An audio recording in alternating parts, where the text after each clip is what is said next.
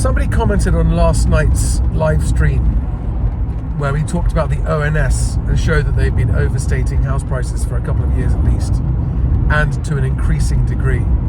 Somebody commented saying this has led to financial ruin for so many people who based their decision on trusting the government data on house prices. And that's absolutely right. We're now in December 2025. We're in December 2024. We're approaching January 2025. And it just staggers me how no matter what's actually happening in the housing market, the news is always the same. It's always the same. It's always up, up, up. House prices, up, up, up. No one ever talks about the effect of inflation on house prices or the effect of inflation on house values. It's always Nationwide says record house prices. Halifax says biggest jump for 2 years. ONS, and this is the key one, ONS says house prices are up.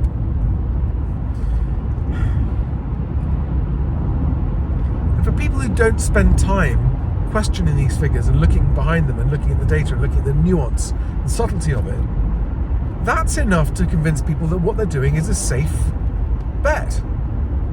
That buying a house is a safe financial bet. There are lots of risks by it. There are lots of pros and cons, financial and non-financial. But what most people who've been buying homes in the last couple of years did not expect was for it to be a financial mistake. Maybe they're glad they bought the home, maybe they liked the home, but maybe they made an assumption that the home would be going up in value at least more than inflation. And even with the government's overstated house figures, they haven't been keeping up with inflation. So they are actually decreasing in value.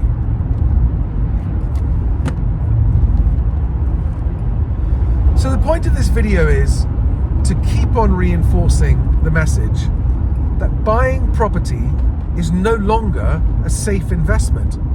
That doesn't mean you shouldn't buy a home. You should buy a home. If you need a home and you want a home and you want to own a home and you can afford to buy a home, buy a home. But don't do it because it's an investment, because it isn't an investment financially anymore. Is it an investment in family? Yes. Is it an investment in stability and security? Yes.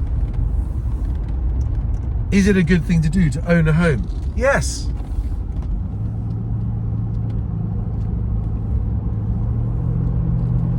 But is it a safe financial thing like it used to be and like it always has been? Not at the moment, no. And not for the considerable foreseeable future either. Why? Because wage growth is barely outstripping inflation, because the economy is looking weaker and weaker and more dangerous, because employment is expected to be rising, not falling, because companies are laying off workers, which means that there are fewer people who can afford to buy a house, which means the demand for houses is going down.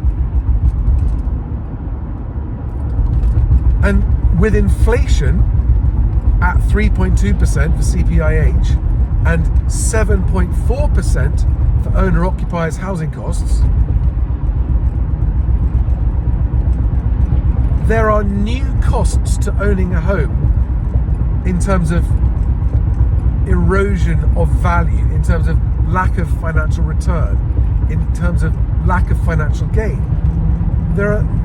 And because of the increased costs of running a house, the energy costs, the maintenance costs, the materials costs, all of the things that cost you money to own a house have all gone up in relation to the cost of the house itself.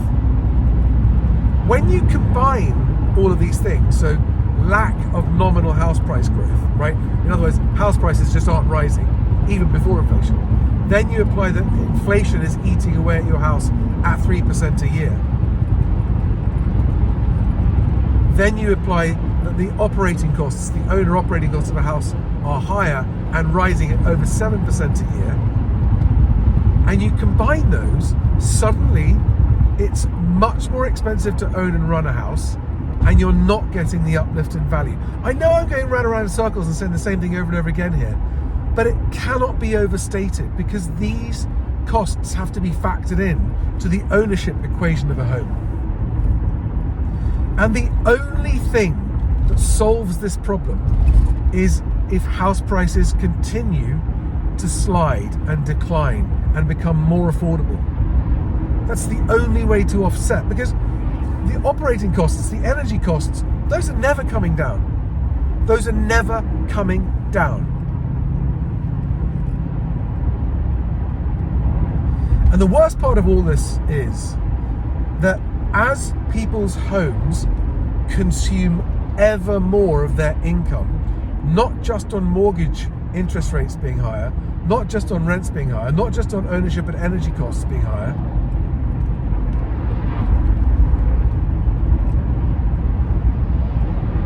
but every single aspect there is of owning a home is going up, not down. That is why people who understand their finances and who are looking at the total ownership cost of a home are going, it's not worth that. I can't afford to pay that much money anymore. And that's why sellers are so bewildered, especially at the higher end of the market, the larger homes, going, why is no one buying? Because the biggest homes, the detached homes, are the ones where this phenomenon of operating costs rising is worst. At the top of the ladder, detached homes, the running costs of a home, the energy costs as a proportion of the value of the home are even higher than the other homes. So they're becoming financially less and less attractive, less and less rewarding. Now, when you were buying a big house and it was going up in value more than inflation, you were making capital gains. And that kind of offset all of the other costs that used to be less anyway. But that ship has sailed. I can't say it often enough. I can't say it clearly enough. I can't say it loudly enough. Owner operating costs of homes are higher than they've ever been as a proportion of the housing cost. They are rising at a faster rate than any time since the early 90s. 7.2% inflation. And with the lack of house price gains, which used to offset those operating costs, it's making the whole proposition of home ownership less attractive than it's been in decades, and it's making renting more attractive. The problem is that rents are going up faster than inflation as well, and faster than wages. So any way you cut it, the cost of living in a house, whether you're renting it or buying it, are getting worse and worse and worse. That feeds into a negative doom loop of the economy having more and more money sucked out of it by housing. And that feeds into a whole host of social issues that are getting worse, not better. What's the first thing people should do? The first thing the government should do is literally eliminate and scrap stamp duty. The payback on doing that would be so high that it would offset the loss of stamp duty income for the government. That's what they need to do. This is a ramble. I'm going to stop. See you in the next one. Bye, guys.